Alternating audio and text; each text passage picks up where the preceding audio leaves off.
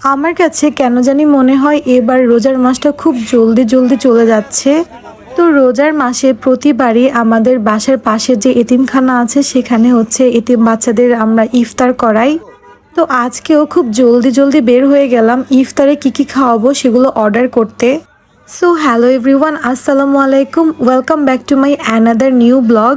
প্রায় অনেক দিন পর আমি আজকে আমার নিজের ভয়েসে তোমাদের সাথে ব্লগ শেয়ার করছি। অ্যাকচুয়ালি ফেসবুক থেকে সাউন্ড ব্যবহার করে আমি যখন আমার পছন্দের সুন্দর সুন্দর ভিডিওগুলো আপলোড করি ঠিক তখনই ফেসবুক থেকে হচ্ছে কপিরাইট ক্লেমটা খুব বেশি দেখতে পাই। বলতে পারো এক প্রকারের কপিরাইট ক্লেম থেকে বাঁচার জন্য নিজের ভয়েস ইউজ করছি আমার ভিডিওতে। তো সে যাই হোক, আজকে যে বিষয়টা নিয়ে তোমাদের সাথে শেয়ার করতে যাচ্ছি সেটা হচ্ছে এতিমখানায় খাবার দিব বাচ্চাদেরকে।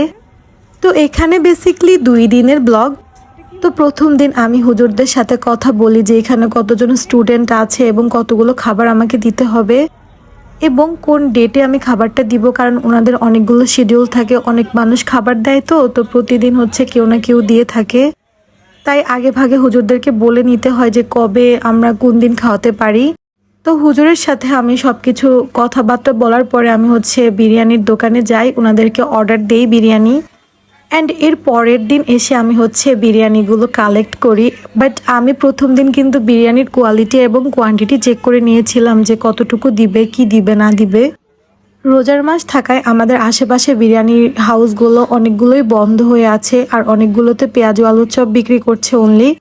তো কিছুটা আমার জন্য কষ্টই হয়ে গিয়েছিল যে বিরিয়ানি খুঁজে বের করা। একটু কষ্ট হলেও আমি বলবো যে আলহামদুলিল্লাহ, আল্লাহ ভালো কাজ করার তৌফিক দান করেছেন। তো ব্লগের শুরুতেই আমি তোমাদেরকে দেখিয়েছিলাম আমি অনেক বেছে একটা তরমুজ নিয়েছিলাম যেটা খুবই টুকটুকে লাল পড়েছে, আর এটাই বাচ্চাদের জন্য দিব আজকে। এরপর আমি বিরিয়ানি কালেক্ট করে চলে গিয়েছিলাম পেঁয়াজ ও আলুর চপের দোকানে এবং সাথে নিয়েছিলাম জিলাপি। আর সব কিছু নিয়ে আমি চলে এসেছিলাম বাসায়, আর ফাইনালি বাচ্চাদের হাতে তুলে দিতে পেরেছি তাদের ইফতার। তো আমার আজকের ব্লগ এই পর্যন্তই। সবাই ভালো থেকো, আল্লাহ হাফেজ।